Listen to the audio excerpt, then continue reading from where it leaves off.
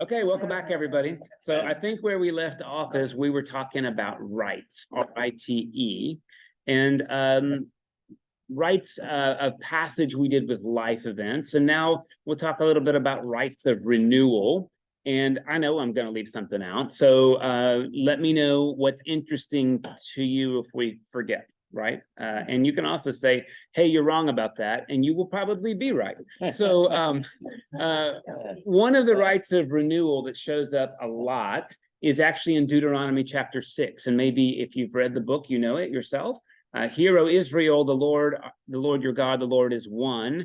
And you will love the Lord your God with all your heart and with all your soul and with all your exceedingness in Hebrew. We say strength in English, but anyway, and you will put these words on your doorpost. You will tell them to your children when they get up and when they lay down. And so this thing is called Shema, Hear, O Israel, and you will know, and I'll show you this in a second. Often you'll know if you're just knocking on a door and you see a little mezuzah, that it's a Jewish home. I mean, Christian people don't usually have mezuzahs. We have one. You've got one, but it's not usual. I mean, it's a clue anyway. It's not always a conclusion. A mezuzah is a little, usually it's a rectangular box, and it often has on it artistically the Hebrew letter Shin, which begins the word Shema. And inside of the box is a scroll, if you do this properly, that has the Shema written on it. These can be very decorative, they can be simple, they can be made out of precious metals, they can be made out of glass, but any observant Hebrew person would tell you the box doesn't matter at all, it's the scroll that's important. So if you've got a computer printout in a gold box, that's a less good mezuzah than a hand-copied Shema in a clay box. I don't know if that makes sense. Yes, sir. Well, and women wear a mezuzah on a chain. Jewish women will wear a mezuzah on a chain. So I'm not familiar with that custom. Is that right? Yeah. Up in the Northeast, they do. So as with Christianity, practice varies, right? But my I will tell you, my Orthodox sister-in-law doesn't, but people may. Yeah. I'm not sure it's ever in jewelry. I mean, you will see Jewish women wear the Shema symbol.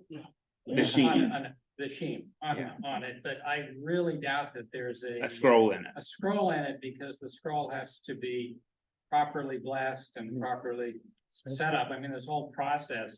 It has to be pretty. It has to be pretty big. It's very small, as a matter of fact, so it may just be a replica of the Shema. Oh, okay. So it could be looking like a mezuzah, but not a scroll. Yeah. I mean, again, I don't know. I'm not familiar with this. I mean, it's kind of like we wear a cross. Yeah, I mean, of course, a lot of our Jewish brothers and sisters might wear the Star of David, might. Yeah. Another symbol that you'll often see is the Hamsa, which is like this.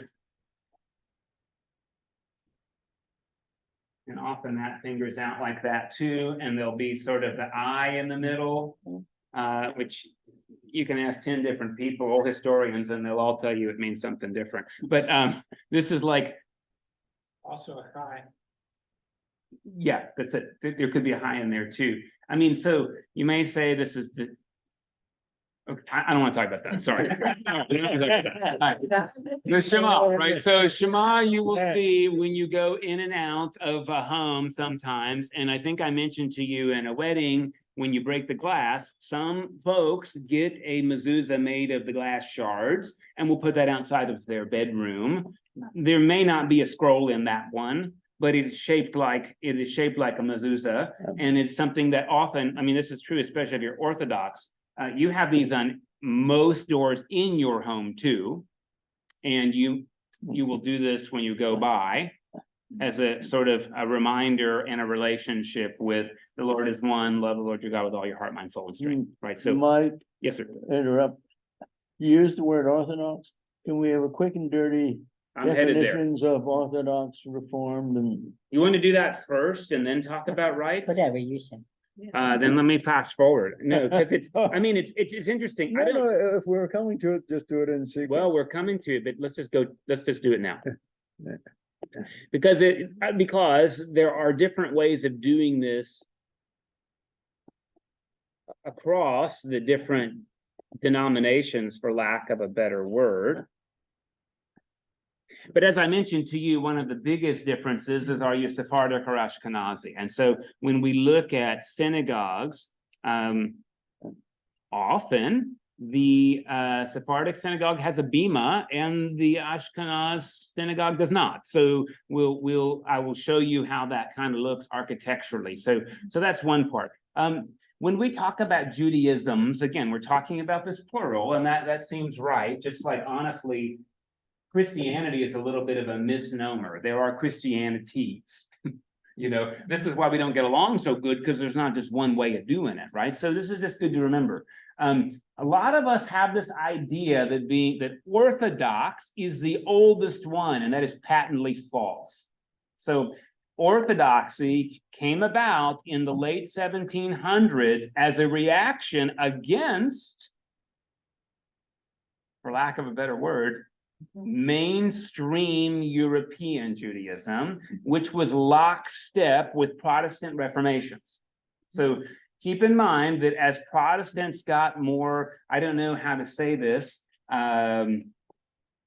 liberal isn't the word, but became more enamored with historical critical scholarship, Judaism went right along with it by and large. And synagogues started to resemble churches, architecturally and musically.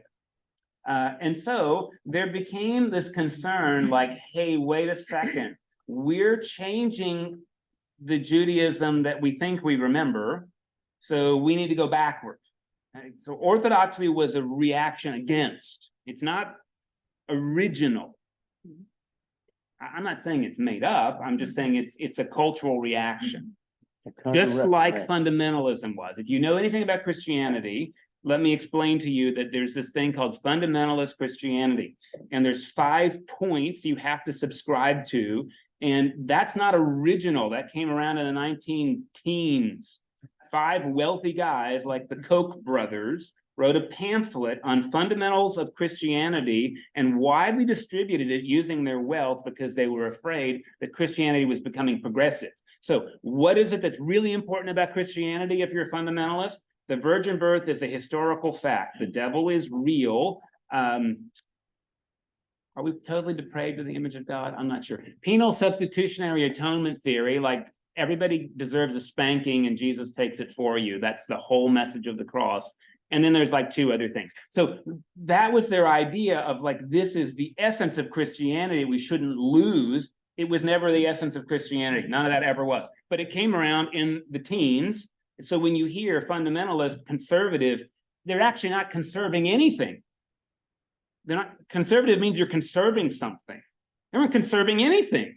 They were pushing an agenda that people just ended up swallowing. So look, I'm not saying Orthodox folks are wrong. I'm saying it's in some ways a very strong cultural reaction against syncretism, new ways of doing scholarship. I mean, when you think about Orthodox Jewish clothes, most of you probably think of wearing all black and the black brimmed hat.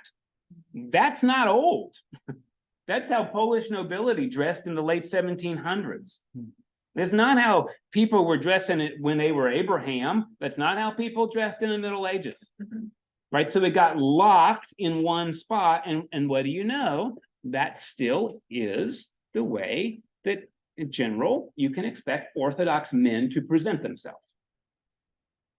Black with the brimmed hat. The peyot, right? These curls, right?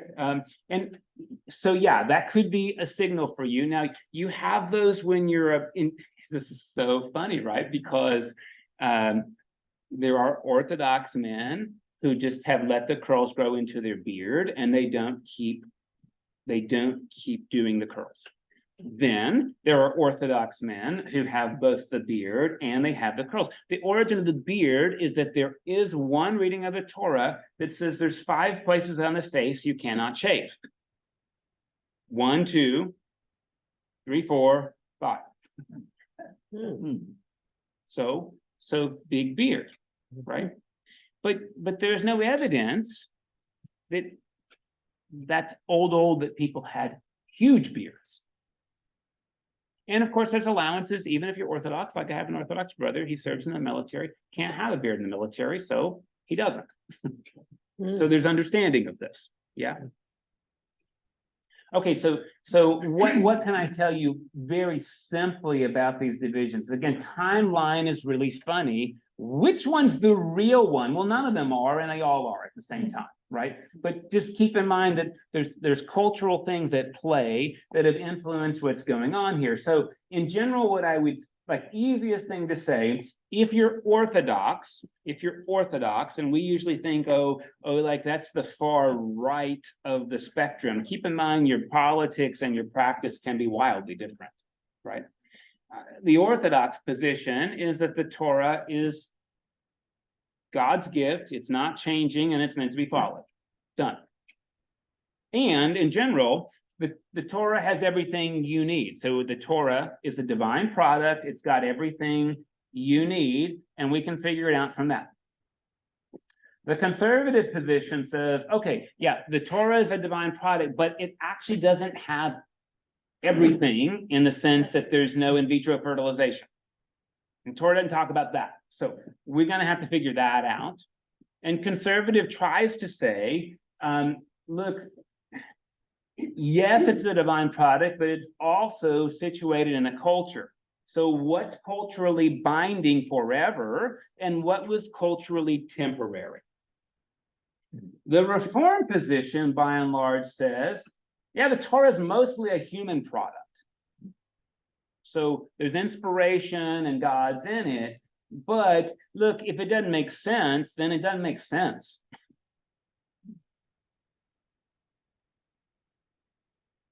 From your chart, is it the conclusion that Sephardic tends to be more Orthodox? Oh, no, I'm sorry. And it's a little bit confusing, right? Because Sephardic and Ashkenazi are like essentially, they're almost ethnic divisions within Judaism, ethnic. And I think I mentioned this to you, Israel for the longest time was like 90% Ashkenazi and 10% Sephardic. And Ashkenazi Jews in Israel had 100% of the power. Now that's changed more and more due to immigration. I mean, even probably 40 years ago, the Sephardic population might have been 30% of Israel, but still with like 3% of the political power. That's changed. There's been a lot of pushes to have like true Sephardic representation within the Knesset, the Israeli parliament, but that's taken like organization. They have totally different musical traditions. And some similar ones. They have some really different styles of clothing, and they have some really similar ones. And for a long time, I mean, I can't tell you the state of it today, but like, I think this is still the case. If you're Sephardic, you may not be comfortable marrying somebody who's Ashkenazi, and vice versa. That could be scandalous to your family, depending on your family culture. It's not like they believe different stuff. It's like they have a different heritage. So, Ashkenazi Jews are like, it's so funny. People always say, and this is where the arrows are confusing, like, oh, Sephardic, that's like people in the West and Ashkenazi are in the East. I mean, no, not really. So Sephardic would be some Spanish Jews, and then you get to Ashkenazi when you get to what we think of as like Europe, and then when you get to Eastern Europe, you get back into Sephardic territory. So Slavic Jews tend to be from the Sephardim, but people from Germany, France, Romania, more likely to be Ashkenaz. But that's a blanket rule because the communities, the diasporas benefit, right? So again, I can't, it's hard to parse out as a non-Sephardic or Ashkenaz. Like I'm not a practitioner, keep in mind, right? But there is a sense that there's difference. Okay, so you know, we've got two synagogues here in Clear Lake, two that are like have buildings. There actually is an Orthodox where it's a Hasidic one down in Leak City, but it's like in a house. The Reformed one is called Beth Tikva, and what do you know? They'll call female rabbis. They do bat mitzvahs. They might keep kosher during Passover. That's like a week. In general, like Reformed folk, generalization. Some Reformed people keep kosher all the time, but if you're Reformed, that was a human institution, so you don't got to do it, by and large. I got to speak in generalities here because there's Reformed people that are very observant of kosher, by and large not. By and large, Reformed folks will eat a bacon cheeseburger. You may not know you may not even know they're Jewish. You may not. Except during Passover. Usually that's a thing. During Passover, we don't have yeast in the house at all. Like you have to, we'll talk about it when we get to Passover. You have to clean it. You have to clean the refrigerator, clean the pantry. You got to get all the yeast out. But when Passover's over, back to kind of whatever you've chosen to do. You can kind of know that a synagogue is Reformed if it's called temple.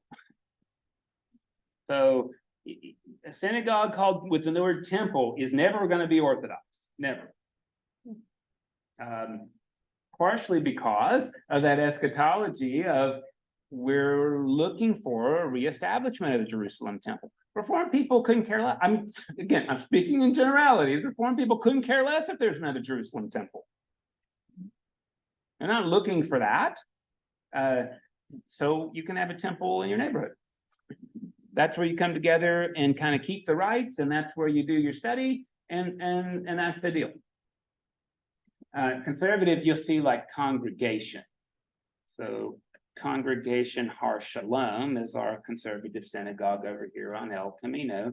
Also, usually conservative synagogues don't use the word temple.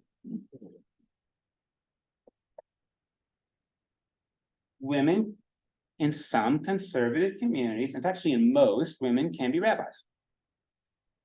Most conservative folks I know will do a bat mitzvah.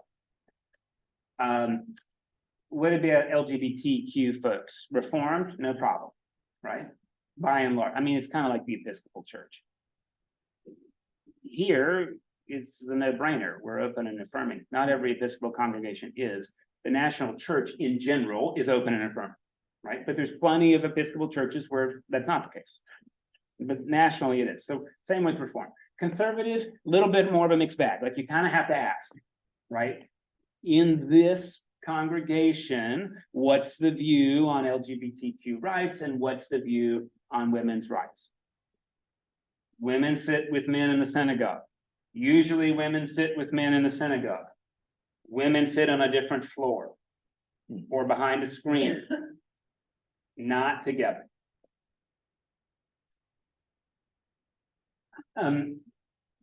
Hasidism or Hasidism is really like this. Frankly, it's pretty Sephardic, right? And it's this blend of Orthodox with honestly a strong mystical component like Kabbalah. But still, like you would consider these folks to be very culturally conservative in dress, in observant of sort of culturally nuanced principles of Judaism, keeping kosher, etc. Honestly, like a man with a beard and peyot,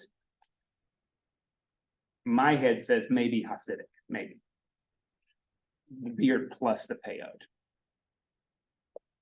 When we went to Chicago, went to the park one time, and my nephews and my kids, they were little boys playing, and they had the peyot also, but they had hats, but I don't know what hats.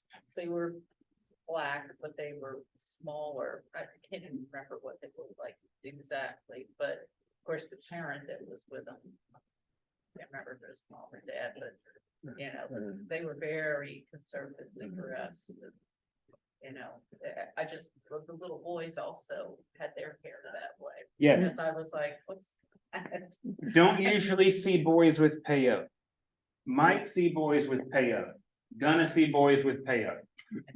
Yeah. Mhm. And one other thing, when I was in college, I had a friend who was Jewish and, we were invited to her house for Passover. They had two kitchens and they had oodles of dishes, like. Yeah. And she's like, well, these dishes, and it wasn't just because of Passover, it was because they normally had all these dishes.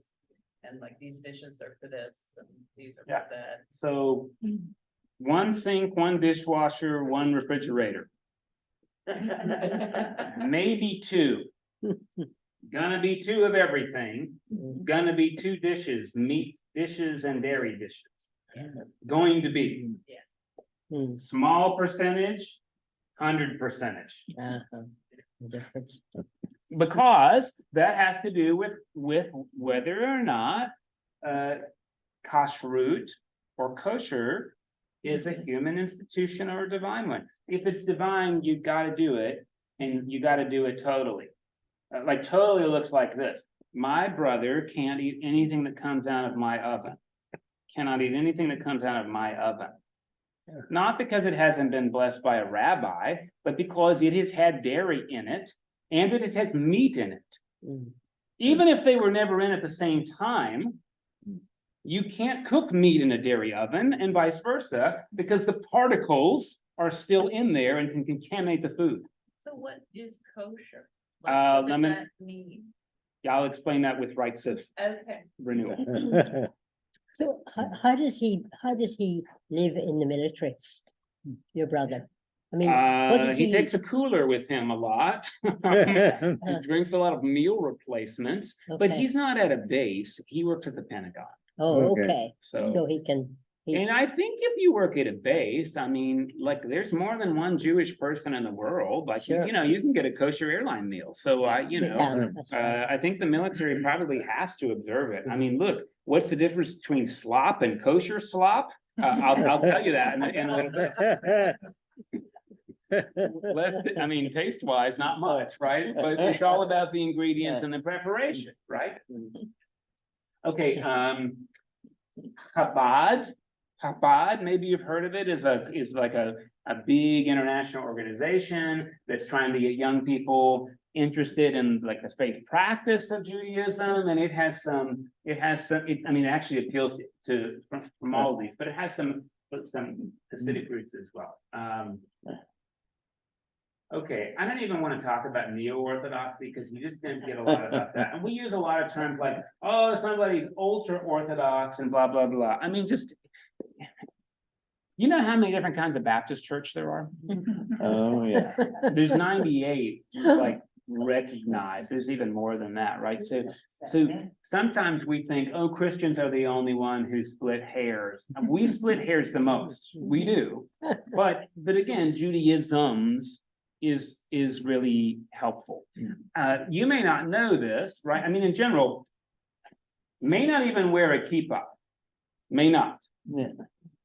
Gonna wear a kippah most of the time. Gonna wear a kippah and often a hat on top of it.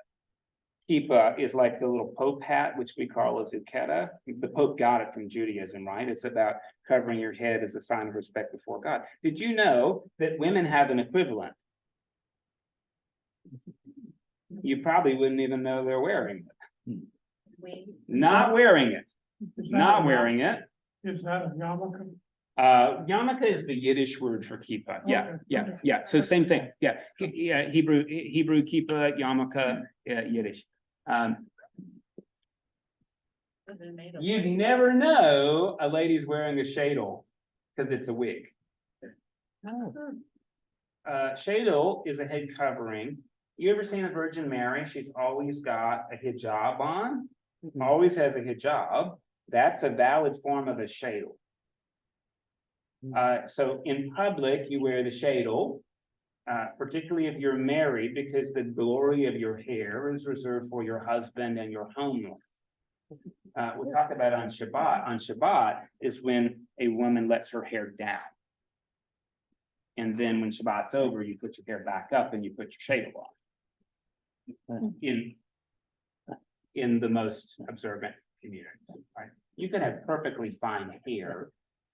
You don't have cancer, you don't have baldness, but you would wear a wig, and by the way, they're enormously expensive. Shadles like cost a bunch of dollars, right? But your hair is just for your family, so you wear this wig. And you would never know because it's hair, right? I mean, Yeah. the man, you know, because they've got a hat on. Well, why isn't the woman wearing a thing? She is. Yeah. She is. In more conservative, in more orthodox circles. Again, conservative, maybe not.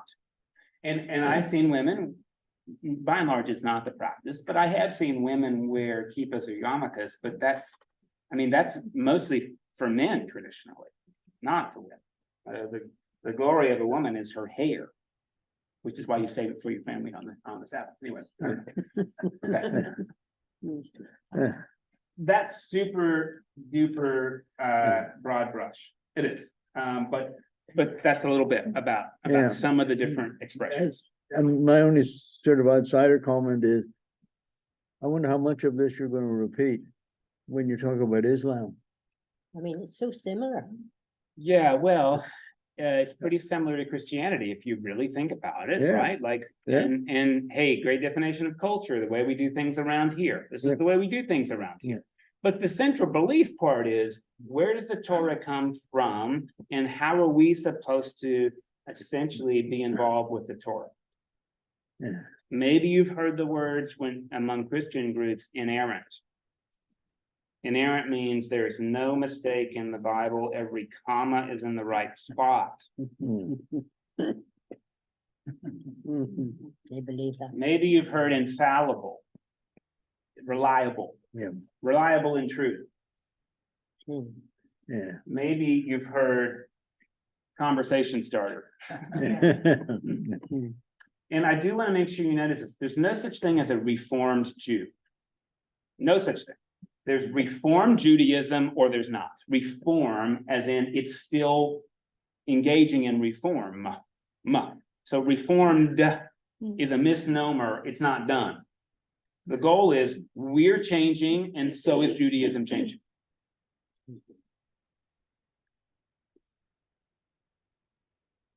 Conservative says there is change, so what are we going to conserve? Orthodox says to hell with change. This is the right way to do it. If we're honest, all of us are a blend of those. All of us. But a lot of this doesn't even have to do with belief, it has to do with practice. Okay, so let me back up to. Did I miss anything for you there? Okay, well, let me just talk through these things first. Yeah, okay, so here's the mezuzah. Obviously, it's a stylized one. They're not usually straight upright. Usually they're at a slant.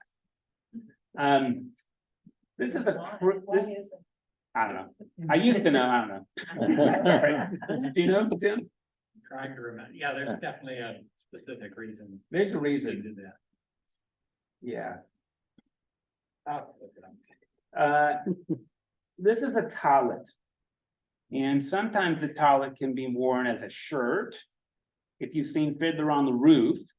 But also if you've been to New York or Chicago, you'll often see underneath that sort of black blazer, some twisted cords coming down. That's the tallit as a shirt. So those cords, I've mentioned this to you before, they're required in Deuteronomy that you have fringes on the extremities of your garment. Those are called tzitzit in Hebrew. And it turns out there's 613 of them on every tallit or every shirt. 613. And that's because our good friends, the rabbis, have decided in reading the Torah that there are 613 in general mitzvot or commands. Do you need anything from me? I just want to make sure it's a day, it's our noise. Absolutely. Thank you. Joyful noise is good. If you choose, up to you. 613 mitzvot. Now look, when we hear the word command in Christianity, sometimes we hear, you better do it or else. And what's the or else? You'll go to hell when you die, maybe. Jewish people don't in general believe in hell, so it's a different kind of command. It's like, this is where your identity is to be found in these 613 precepts. There are, it turns out, 365 that are positive. One for every day of the solar year, which is funny because Jewish people don't tell time by the solar year. This is just a little funny thing, right? So 365 do's, and then there's a don't for every bone in your body. You don't have that many. This is tradition, though. This is tradition where it comes from. Now, it used to be when you had a bar mitzvah, you had to know all of them. I don't think that's the case anymore. So these mitzvot really tell you about how you're supposed to comport yourself. And what do you know? You have strands to remind you of the mitzvot, which is how it is you keep yourself in community and you keep yourself with God. And then when you really see these is during corporate prayer in a synagogue, and they just go up over your head like you see. And this is sort of like being under a canopy as well, right? It's a sign of modesty, but it's also a sign, like, remember at the wedding, you get married under a chuppah, a canopy. I mean, it's slightly different, but it's a similar idea of being under this canopy when you pray together. So women too? Well, so if you're Orthodox, no, because women won't be praying with men. If you're conservative, this is what you go to a synagogue service, people are putting the tallit on. I didn't know if you go to an Orthodox service, if women pray with them. I mean, just keep in mind. Yeah, I don't know. I don't know the answer to that. I went to an Orthodox service in Israel, and they were two totally different floors. The women were on the above floor and the men were below, and you couldn't see them. I don't even know if they could see us. They were just kind of there hearing ambient noise, to be honest. Like, I don't think they could even see what was happening. It was a Sephardic Orthodox synagogue. Okay, tefillin. Tefillin, this is a box. We call that a phylactery, maybe in Greek. It's a box, and what do you know? Inside that box is that little scroll. It says Shema Yisrael Adonai Eloheinu Adonai Echad, and you wrap that around your wrist per the rest of the Shema. Bind them to your forehead, bind them on your wrist. You don't walk around in public with these things on. I mean, that would be strange. Usually you'll see them at a bar mitzvah. This is like really when you're wearing it, maybe even just that one time. If you're Orthodox, I mean, maybe at a prayer service, but even then, it's pretty rare. Normally, you wear the tefillin at your bar mitzvah. Well, here, he's got one on the back. I mean, it's like that big. Yeah, like a big watch. And then it gets wrapped, as you can see, it's wrapped around him here. And then we already mentioned the yarmulke or the kippah, and usually that just gets a little clip and it goes there. A little harder if you're bald, right? Nothing to clip into, so don't worry, there's like silicone so it doesn't slide, or like rubber inside, right? Sticks to the skin a little bit better. Yeah. This may be my NASA OCD stuff kicking in here, but I noticed the order of the text and order of the pictures are opposite. Yeah, I would say you can match them. Okay. Remember, I used to teach middle schoolers, right? So, yeah. Okay, Shabbat. Maybe let's talk about Shabbat for a second. That's a rite of renewal because you do it every week. And a little bit about Jewish time telling, which is really good. I mentioned it to you, I think, last week. If you're Jewish, the day begins in the evening and it concludes in the next evening. So when's evening time? Well, it varies every day. It's when you can see 3 stars in the night sky. So as you can imagine, that gets earlier in winter and later in summer. And so that's the day. So if I told you today is Yom Kippur, that means it's going to start at about 7:15. Does that make sense? So when you see on your calendar it's Yom Kippur and it's 8 in the morning, you're like, happy Yom Kippur. Like, well, that's not now.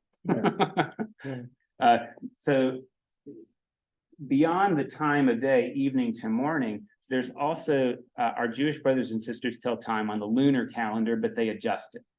So, months are, the lunar month is very predictable. It's 28 days always, right? Like, that's it.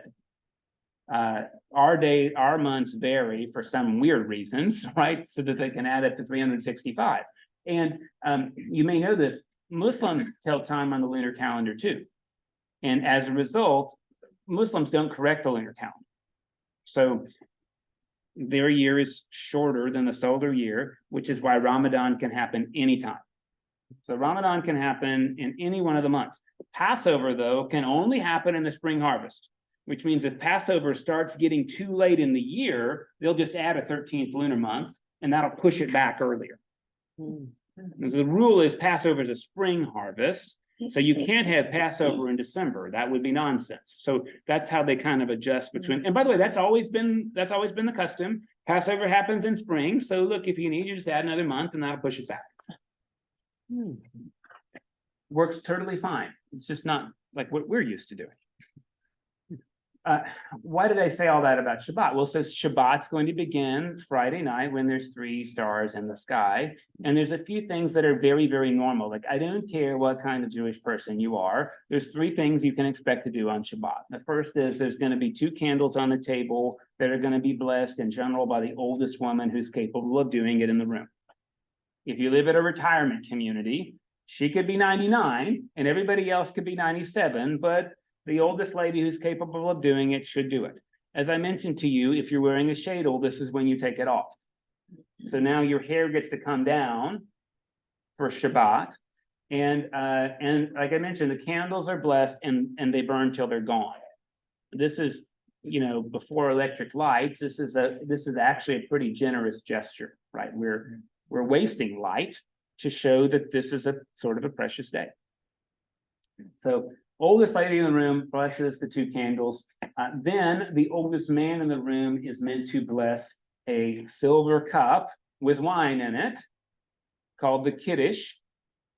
And depending on the household, it's often passed around the table, and sometimes children don't get it, sometimes they do. And what do you know? People take a sip out of the Kiddush. Sound like something we do on Sunday? Absolutely. Yeah, because that's where it came from. When you do this, you might say something that you're grateful for, but there are prayers uttered beyond the blessing of the Kiddush. As I mentioned to you, the Kiddush blessing happens at the wedding as well, right? It's one of the first things that happens. The wine gets blessed, and then the couple will drink out of a coming joy from their relationship with each of the 7 blessings that they get from their relatives and friends. The last thing that tends to happen at Passover at the home is that there is bread. And at this point, I mean, look, this isn't like millennia old, but it is centuries old. The bread you probably know is challah, which has yeast in it, and it's sort of a woven strand bread. And the family gets to do that, or often it's the children who will bless the challah. Has anybody not had challah before? Okay. Yeah. Oh, maybe I'll make some for next time. I'm really good at it. It turns, it's one of the few things I'm good at is making some challah. And it's semi-sweet. It has egg yolks in it, so it's like enriched, if that makes sense. Super nice. And the strands are supposed to represent, sort of being woven together. And this is what we do on Shabbat. So a Shabbat meal could have all kinds of things, but it's going to have those 3 things. Supposed to. And there's a separate blessing for each. And, according to each family you're in or each region you're in, the blessings could just be spoken or they could be sung. Some of them are upbeat. Some of them are in a minor key. I mean, there's kind of all kind of different practice. I learned a bunch of them at a Tat Shabbat program. My daughter went to Jewish preschool, and on Friday they had Tat Shabbat, and we were the one Gentile doing that. And so I learned from Miss Becky the Tat Shabbat blessings on the guitar, and I love them. And that's what I taught our day school kids here every Friday is so that they could do these blessings in Hebrew, and that's what we did on Friday too. We explored what it was like to be Jewish a little bit, like songs and practices, kind of like I'm telling you some of those right now in a very affirmative way. And what was really great is that some of our kids And some of our parents were like, well, we're gonna do that. So they would start a Shabbat practice. They would go out and they would say the particular blessings, but even more so, it's not just about saying the mechanics. The goal of this whole Shabbat thing is that it's meant to be a day of rest. A day of rest with your family members. So often what happens, right, is that you'll get off work early on Friday if you need to, but you do your preparations early enough. So when Shabbat comes and you light those candles, you light the Shabbos lights, you're not cooking the rest of the weekend. I mean, you're not cooking till Saturday night. In fact, you're going to defer cleanup till then as well. And there's some clever ways, like how do we keep food hot if we can't be working the oven?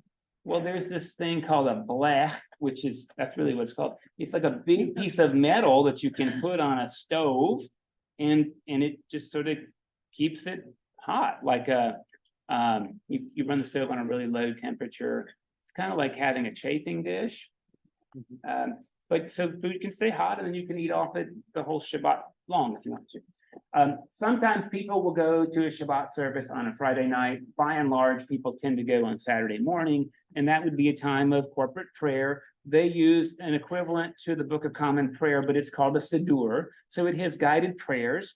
It has, instead of the Revised Common Lectionary, there is a cycle of readings, which are, man, I had this 2 weeks ago too. Tim, do you know what it's called? It'll come back to me. Anyway, there's a Jewish reading cycle, and what do you know, on holy days too, there's specific readings for those holy days as well, just like we have readings for the Transfiguration and readings for the first Sunday in Lent. Like those are repetitive for us, and they are in the Jewish tradition as well. So you'll go do that in the synagogue, and on Sunday you might go to Sunday school, which is when you'll learn Hebrew, or you might do that on Saturday afternoon. But the goal is you're going to learn Hebrew enough so you can have a bar mitzvah. So this is like a young folks education program, and a lot of synagogues will do it also for adults as well. They'll be like Hebrew 2.0 or Hebrew 3.0, and often the rabbi's the expert because like that's what they did. But a lot of times there's other folks in the congregation that will do Hebrew instruction as well. A lot of rules around what work is and work isn't, and it depends on that continuum that we looked at.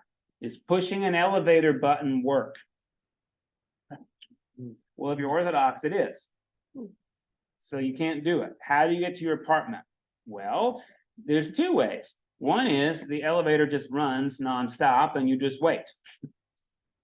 And the other way is you have a Gentile push the button because they don't have to do that. By the way, you may think like, oh, okay, like you're exploiting people who aren't doing it right. Actually, in general, most Jewish people, I told you, are not interested in converting other people to being Jewish. Like, there's this interesting sense of like, we have to do it this way, but you don't have to do it this way. And it doesn't mean God doesn't like you. It doesn't mean you're going to hell when you die. But we have to do it this way and you don't. So there's actually this question like, why would you want to have to do it this way? like maybe you shouldn't consider being Jewish because it's hard. It's limiting. I mentioned to you, I told one of the rabbis last year that my brother had converted, and he went, ugh. In church, when somebody converts, you're like, good for them, another one of us. Oh, why would you do that? Like, why do you want to be a member of the Cleveland Browns, right? Like we tend to do it. I like that's kind of the deal. So in general, you can expect that you're going to have this dinner, and theoretically, and this is really how it's supposed to work. You always make more than you need, so that if somebody's out of town, you bring guests in. And this often will happen. Like if you went to Israel and you were Jewish and you didn't have a place to go on Shabbat, you're going to have a place to go. You won't even have to look very hard, because this is a norm of hospitality that you invite in the alien and the stranger. Now, I would not encourage you as Christian folk to go looking for a seat at Shabbat dinner You'll probably be given one. And by the way, nobody's gonna be put out that a Christian person's at the table. I mean, nobody should be put out. But it's really important that Jewish people observe the Sabbath, and so doing it while they're traveling is a gift you give to one another, and that's really, really important. You know, some people don't use electricity on the Shabbat because that's considered fire, and fire is considered work, and it's considered energy. That's over there on the Orthodox position. My brother doesn't run the heater. It's just funny. He actually can. You can have a fire in your fireplace, but you can't run the electric heater. So again, depends where you are, and he lives in cold places, so pretty much you just bundle up. And you can't run the electric lights, so well, you know, it gets dark really early, and what do? You go to bed, which is a great idea. You get some more sleep. Again, depends where you are in the continuum, how you observe the Sabbath. Hey, if you're Reformed, you're probably driving to synagogue. If you're Orthodox, you're not running a car at all. You're walking, which explains why Jewish neighborhoods tend to be condensed and close to the synagogue, because you actually have a step count you're not meant to exceed. Right, so let's pretend you want to go to Congregation Har Shalom and you want to observe the step count. You can't live in Galveston. How are you getting there? You're not driving. Can you take an Uber? It depends. It depends how your particular understanding of whether you can do that or not. Right. So what you do, right, is you live close to the synagogue and you walk there. There's Jewish Hasidic neighborhoods in New York that actually have, I forget what it's called, but they rope off the area around the synagogue within which you have to stay. And then there's other clever folks, see, and even people who are Torah literalists and Christian literalists do this too. I don't want to say cheat, right? But there's like a provision where if you're attached to a wire, your step count doesn't count. So they just have wires everywhere and you can walk wherever you want as long as you're hooked to this wire. Like it's like, you know, we all are looking for loopholes. That's what I want to say. And all of us are doing that. And there's plenty of loopholes out there. This is actually not a dour day. If you're Jewish, it's not like, oh, we sit around and we don't do anything. We're miserable because we're not productive. No, it's supposed to be it's supposed to be a party. These actually are pretty raucous dinner parties. They just happen to be seasoned with blessings and right. And look, I'm just gonna say this, like I don't have a day a week that I set aside like that. I don't. And I know I should, and I know I don't. So there's something really lovely about setting a whole day. And I don't mean like a day if it works. See, I'm good at doing that. I'll set aside a day if it works. And you didn't get to have that. You set aside a day. And this is actually starting to become like in cultural sensitivity. Hey, if you have a high school football game on a Friday night, Jewish players can't participate. There used to be this band that was a regular, pretty mainstream band. And what do you know? They didn't have concerts on Friday night. Because that would be a violation of the Shabbat. What about farming or gardening or? Farming rests. But if you've got cows or goats that are. The animals are different. The plants can take a day. Yes. What do you do with your livestock? You try to provide for them a whole extra day so you don't have to tend them, but you're very familiar with the teachings of Jesus. If a donkey falls in a well on the Sabbath, you're going to pull it out. But you would really like to make it so the donkey doesn't do that, so that you can have your day to rest. What about milking cows? Yeah, Yeah, milking, milking is that's a like- big issue because you're dealing with. How many of you have grown up milking cows? Well, Can a cow take a day off being milked and still produce milk? she's miserable, but yeah. She isn't happy, but she can Yeah. still, it's, the milk isn't gonna dry up over one day. No, it doesn't, but. Boy, that I wanna cows. hear that. But that is, well, you're Crying. inflicting pain. If you don't milk a cow. You're inflicting pain when you circumcise a child too. And most of us in the room did that. And most of us in the room didn't have to do that, and we did. Why do we do it? Because it's the way we do things around here. Okay, synagogue. So look, this is pretty bold to see some menorahs up in a synagogue. Oh, no, are they? Yeah. Menorah is a symbol of the Jewish temple in Jerusalem that is no more. So it's a classical symbol of Judaica, but I just want to be really clear. There's some dis-ease about where you put menorahs. And like I say, a lot of us make this mistake. And I know the word, even Jewish people will use the word menorah for the thing you put out in Hanukkah, but it's not a menorah, it's a Hanukkah. It has 9, not 7, right? So if, again, like, this is not the symbol of Judaism, but it's like, that's the temple symbol. Sure enough, you'll see here, well, you know, it looks kind of like a church, doesn't it? Right? Like I told you, because architecturally they started looking like churches. Over here is where we have the tabernacle in our church, and there is, what do you know? The tabernacle or the ark is either off to the right or it's right back in the middle, and that's where the Torah lives. And like I said, it's normally got a sturdy lock on it because that's real expensive. Hey, what do you know? There's a pulpit and there's a place you can read from. That's called a bima. If you are Sephardic, the odds are the bima is in the middle of the congregation. So if I was drawing you a diagram of that, and here's your synagogue right here, and here's your seats. You may have this really inconvenient big block out here in the middle, and the chazan, the chanter, will take the Torah up here, face forward, and chant from the bima. And again, that's more of a Sephardic practice than an Ashkenaz. Usually, the chazan in the, again, that's like the cantor, the chazan will chant the Torah from up here. But you know who else takes the text out here and reads it from the middle? Oh, we do that. Yeah. Where'd we get that idea? From them. It wasn't our idea, right? You read the gospel in the middle of the people, they read the Torah in the middle of the people. So that's one like minor difference. Sure, there's a chair that's reserved for Elijah or the Messiah.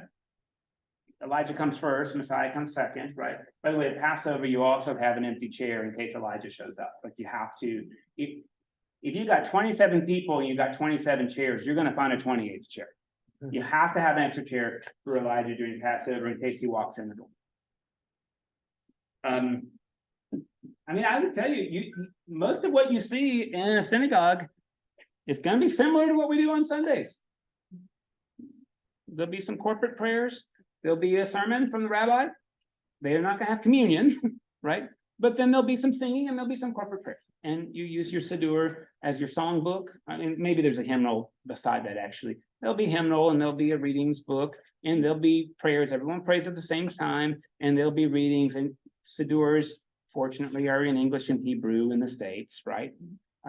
That's what you can expect. One thing that's a little different as well, and this actually I think really can vary along that spectrum I gave you, but also among Ashkenaz and Sephardim, is prayer postures, right? So thing you will not find in a synagogue are kneelers, because Jewish people do not kneel to pray. Another thing you will not usually see is bowed heads. Usually our Jewish brothers and sisters pray with their heads inclined and their eyes open because they expect God to hear it and listen to them. And our rabbi over here told us that was maybe a reaction against Christian monarchialism, right? When Christians all started bowing down, Jewish people said, like, we're not doing that. I don't know if he's right or not, but beyond this prayer posture, particularly in the Sephardic community, but also, I really think it has to do more with Sephardic than it has to do with your Orthodox. You'll often see movement, right? Based on, there's a text that talks about praying with the movement of your bones. And so sometimes it can be like this, Sometimes it can be very fast and rapid, like the whole time. Sometimes the whole body's moving during a sway. I mean, it's kind of mesmerizing, actually, like it takes practice. I'm not, Davening. what's that? It's called davening. Yeah, yeah. And you'll see people do it at the Western Wall, but you'll also see people at the Western Wall just doing this. And I think you really see plus davening in the Sephardic community. I do. That's when you see like the whole body sway. There's a difference between bowing at the waist and moving everything. The Chazan was interesting. The Sephardic synagogue we went to in Israel on Shabbat, the Chazan was a person of color, right? So he was a black Jew. And man, like he had a beautiful voice. He didn't break his stride singing it all, but he was moving his whole body. I mean, it was pretty splendid. And of course, he wasn't doing it as a performance, because he's up on the bima and like only the tourist is looking at him, right? That's part of your piety, that you move your body in prayer. I don't think at Har Shalom you'd see that kind of davening. I don't think so. Do you have a sense about whether that's more Ashkenazi Sephardic or that has more to do with? I always thought of it as more Orthodox, conservative. Okay. Not Reform. Reformed Jewish people, you're not going to see much of that, just to be honest. Okay, we're going to talk about kosher now. I don't know if I talked enough about the synagogue. Maybe I should tell you, if you're Jewish, you don't pledge. How did they get their money? I wish we were Jewish sometimes.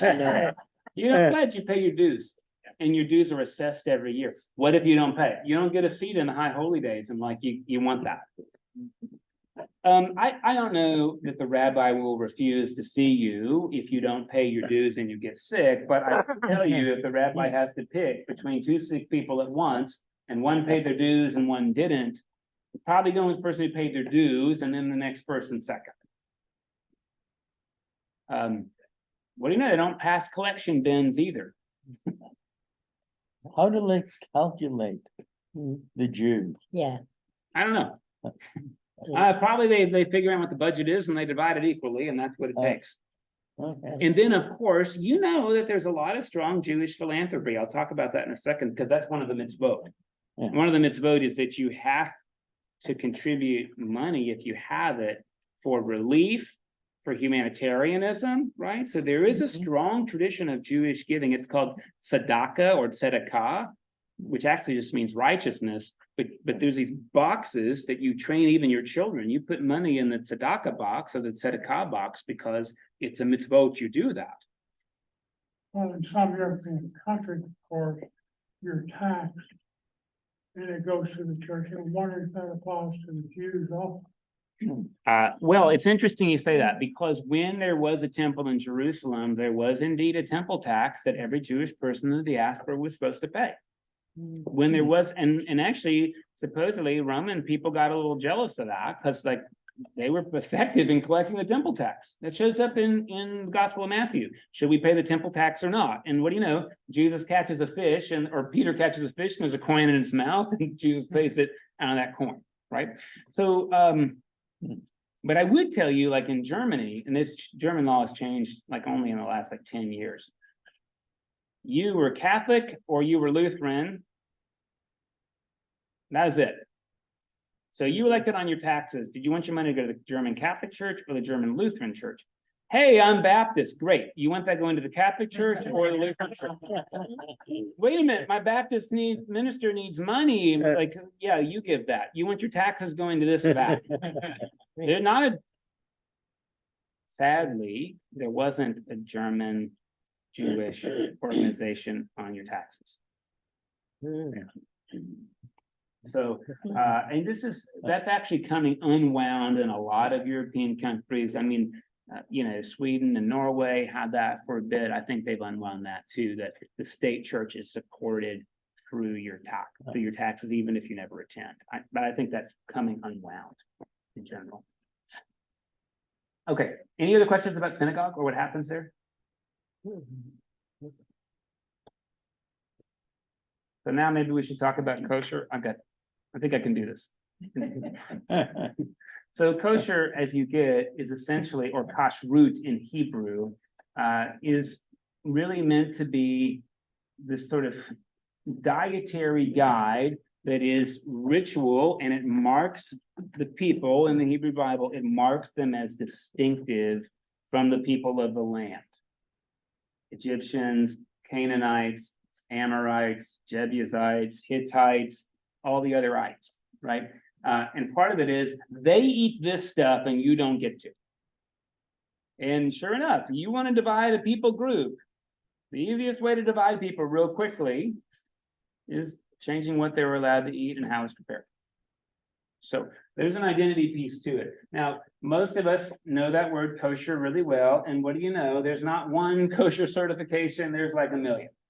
So you could look at a food label and it might have, you might have this one, but if you're Orthodox, that one's not good enough for you. So there's different distinctions of kosher. And I think, if I remember correctly, the one you want, if you're Orthodox, is called glot. Like if it's glot, you can eat it and you don't have to ask any questions. But if you don't see that it's glot kosher, yeah, maybe you shouldn't just eat it. So what are the rules? This is what people always want to know. And why are they the rules? The why question only matters depending on what kind of Jewish person you are.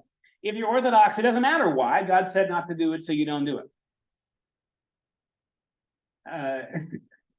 Sometimes that's not always like real happy for folks. So here are some basic rules. The animals that are called meat, this is really funny, right? Because we understand that meat comes really from any living animal on the ground, right? I mean, we don't call fish meat, and Jewish people don't call fish meat either. But meat, if you're Jewish, comes from a ruminant that has a split hoof. If it's not a ruminant, you won't be eating it. If it doesn't have a split hoof, you won't be eating it. So the Torah is really clear that there's things that you might think are meat and they're not. You might think a horse is meat because a horse is a ruminant, but it doesn't have a split hoof, so you can't eat it. Why? Because it doesn't check both boxes. You might think a pig is meat because it's got split hoof, but it's not a ruminant, so you can't have it. What about the bunny? Has no hoof, can't eat it. What about the camel? Has no hoof, can't eat it. What about the rock badger? That's one in the Torah. Has no hoof, can't eat it. Some rabbis have said the rule is you can only eat a vegetarian. Right, so you can't eat another predator. That's why you can't eat the hog. But that doesn't help understand the bunny, because the bunny is not a predator, but you can't have the bunny. You can't have a predator of the sky either, so you can't eat a bird that eats other birds. That's why you can't eat an eagle. Most of us like, who would eat an eagle? That's so gross. That's because you grew up in the Judaic tradition. If you're from China, you'd eat an eagle like that if you could get one, because that's food, right? But we think eagles are majestic, but really it's because they eat other birds. So that's why we don't eat those. You can't eat something in the water unless it's got scales on it. So you can't eat whales. Well, that's because whales are mammals. No, it's because they don't have scales. You can't eat dolphins. Oh, that's because they're mammals. Nope, it's because they don't have scales. You can't eat eels. And you can't have, as you know, shrimp, scallops, and mussels, because they don't have scales. So the categories are real tight. Those are the general prohibitions. And sometimes the Bible will even tell you, as I mentioned, and you can't eat the bunny. You only have to say that if people were eating the bunny. You can't eat the fruit bat. I know that sounds really strange, but look, you don't need to tell people not to eat something they don't want to eat. So really clearly, people were eating fruit bats and rock badgers, which is called the hyrax, like that was happening. And so that's the rule. Those are the general categories, observe them all the time. Meat and dairy, I mentioned to you 3 weeks ago, is based on a verse about not eating a kid that's been boiled in its mother's either fat or milk. But as a result of that tradition, not only can you not combine them together, now you need 2 sets of dishes, and you need 2 fridges, and you need 2 dishwashers. You can't have blood from meat. Now, unless you're Irish and you like a good blood pudding. Do you guys eat blood pudding? Yeah. Black, Oh, yeah. black Black pudding. Some The rest cats- of us in the States are like, blah, Breakfast. gross, right? But Buddha, It's like Buddha. French Buddha. sure, sure. But it's, Me grew up like blood not good. Like I grew up, and we're not Jewish, like, but we like didn't like that, right? We didn't like that. We didn't even eat meat that was rare or medium. Like it was always medium well, because you don't want that blood. Well, it doesn't just mean that you just like no blood pudding. As I mentioned to you, if you keep even any of these, even if you think it's an inferior grade, meat has to be salt coated 3 times to get all of the blood out. And it has to be blessed before it's killed. I mean, essentially, the person who kills the animal says, God, I'm sorry. You told me in the 10 words not to kill, and I'm going to do it. And animals are killed by hand. They're you know, particularly at the glot level, they're hand slaughtered. They're not put on a conveyor belt and shot in the head with a bolt gun. Depending on what kosher certification, you might that's not funny. You might also be rabbinical trained in order to be a kosher butcher. You might be.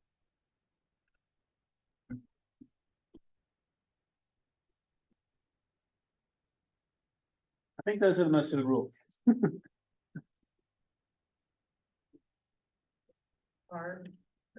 Parve means like you can eat it at any time because there's no kosher things at stake. So, you know, what would be parve? A cracker? Well, Oh. one of my daughters is lactose. It's hard to find things that do not have dairy. I treat everything. Yes. So my sister told me, she said, well, look for stuff with the heart symbol. It's like a E in a circle. That's right. And so, Because it doesn't have dairy, you can eat it anytime. right. So you can eat meat with a That's very cracker. helpful. Yeah, you can eat meat with a cracker, but you can't eat meat with like brioche. Right. Oh, like butter, margarine. Yeah. Because there's candy. Oh, I see. Yeah. Like the margarine, not all margarines are dairy free. Right. And so Yeah, the parve is a good sign. Or Yeah. now labels have really come a long way and they'll tell you it's non-dairy. But like 20 years ago and 40 years ago, that was almost impossible. the only thing I saw that on was matzo crackers. Yeah, because it's flour and water in a matzo cracker. Yeah. Right. So if by mistake I do, what sort of penance, how do I undo? There's a- I mean, I think there's actually this really clever recognition. You can't undo anything you've done. do you Can have- you? Can you undo anything you've done? Is there like a confession anytime? Or They never ask? No, no, I mean, so look, like in the olden days, like when there was a temple, maybe you would offer a guilt offering, which could be a pigeon, right? I mean, the biggest thing is that on Yom Kippur, on the Day of Atonement, like the high priest would put always his hands on a goat. And the goat would take the corporate sin of the community, and then they would, Slaughter it? no, then they would exile it. Ah, If you slaughter the goat, then it died in your community. No, you're sending it out. You're not one of us. Out. So we get it all wrong. We think it's all about slaughtering that heifer. Not the heifer slaughter isn't about that. The sin goes on the Azazel, the goat, and then it goes into exile because it doesn't belong here. That the origin of the term scapegoat? Azazel, yeah, that's the Very Hebrew good. word Azazel, scapegoat. And it literally is. I have scapegoated you, now leave. Mhm. You know that story about Socrates, where he drank that hemlock? You know, he had a choice, right? He could either die in Athens or he could go into exile. And he chose to die an Athenian, rather than be exiled. Because when you're exiled, you're no one. The goat is no one. It has no identity anymore. It's been cast out. So that's what happens. A lot of people talk about, well, there's sacrifice for sin in the Jewish. No, there isn't. There's not. We get that all wrong as Christian people because we've decided Jesus is a sacrifice of sin, right? But we made that up. I just want to be really clear. That does not rely on some Jewish precedent that you kill the object of sin. Again, you exile it. And Jesus died outside the city gates, so maybe make that argument, but don't make the argument that he was like ritually slaughtered, because that just isn't so. Oh, by the way, can you eat deer? Has it- Is it a ruminant? Yeah, can you eat an elk? Yeah, can you eat a caribou? Yeah. Can you eat an alligator? Scales, yes. Does it have one of those? No, this is quick. If it doesn't have that, no, right? It's also a reptile, so no. Oh, Can you eat a snake? Yeah, see, no, right? Like, it's actually pretty easy rules, right? And some people would say a lot of these rules were meant to be easy, so you don't have to think real hard. You don't want to make exceptions. I mean, I'll tell you, like my brother, who was conservative at the time, was very anti basting a turkey with butter. mhm. Is a turkey meat? Well, no, it's not a mammal. But if you start to put butter on a turkey, you might think you could put butter on meat. That was his argument, right? You can eat chicken, Absolutely, you can eat chicken because they're not meat. but not meat, okay. Are chickens herbivores? No, they eat whatever they can eat, right? But yeah, so you can eat chickens Mhm, and you can eat turkeys, but mhm. again, you can't eat eagles or hawks because Mhm. those hunt other birds. They You- still have to Right, be right, right. butchered properly. Absolutely, right? Right. Let's say again. Now you can go The hunting, chicken still has to be butchered properly. yeah, Oh, thank you. and drained of blood because they have blood. Right now, you as a Jewish person can go pigeon hunting. You can do that. You can shoot your pigeons, and then you need proper butchery before you eat them. But you can go shoot them in the field. You can go shoot deer in the field. But unless you know how to do all the soaking I mentioned, you probably, and this happens too, over Bay Area Meat Market, you can bring a deer you shot and they'll pack it for you, right? So you can take the carcass to a kosher butcher and they'll take it from there. Catfish are not kosher. Of course they're not, they don't have scales. Also terrible for your heart. And by the way, this is an interesting thing to think about, right? A lot of people will say, oh, that whole kosher system, that was God knowing what was healthy for us. I mean, maybe, but if you're Jewish, it has nothing to do whether it's good for you. It's the Torah, so you don't do it. It's the rules. If you're reformed, then I'll do it if it's good for me. If it's not, then it was cultural and we're past that. Does that make sense a little bit? So different stances on that, right? Again, if you have an Orthodox person in your home, do not prepare them food from your oven because they will not be able to eat it. If you have a Reformed person in your home, you make whatever you want, by and large. Yeah. There's also ritual hand washing that happens, particularly before butchery and after that. And sometimes on Shabbat, there'll be some ritual hand washing, depending on what level that you're in, right? I mean, you tell your kids, wash your hands before you eat as well, like that's a good practice. But it has a little ritual component as well. Anything else about kosher? Sure, yeah. I have a question. Please. So Shabbat, isn't that our word for Sabbath? It is. So, okay, so I get that that's their day, but you hear about Seder dinner, so is Uh, Seder, what's the difference? Yeah, Or is there a so difference? I will talk about that next week when we talk about Very Passover. positive, yeah. The Seder meal is the meal, depending on which gospel you read. If you read the Gospel of John, that wasn't the Last Supper. If you read Matthew, Mark, and Luke, maybe it was the Seder. And that's the one in which you essentially live into the Passover story. And there's a prescribed items on the table, and there's a prescribed dialogue that has to happen at the table. Mhm. Like if you had a Seder meal and you don't do the Haggadah, like the dialogue, you didn't have a Seder meal. Mhm. So Seder meal, you'll do that once a year. Now, Jewish people can do more than one during Passover, you can, but you're meant to do one, but only during the Passover week. Shabbat, you're doing every week of the year. Every Friday night, this is your deal. You're doing that. Didn't we have a Seder meal here? We did, and I want to make sure you hear, the Seder meal we had here came right out of Carbon publication, and I didn't change a word of it.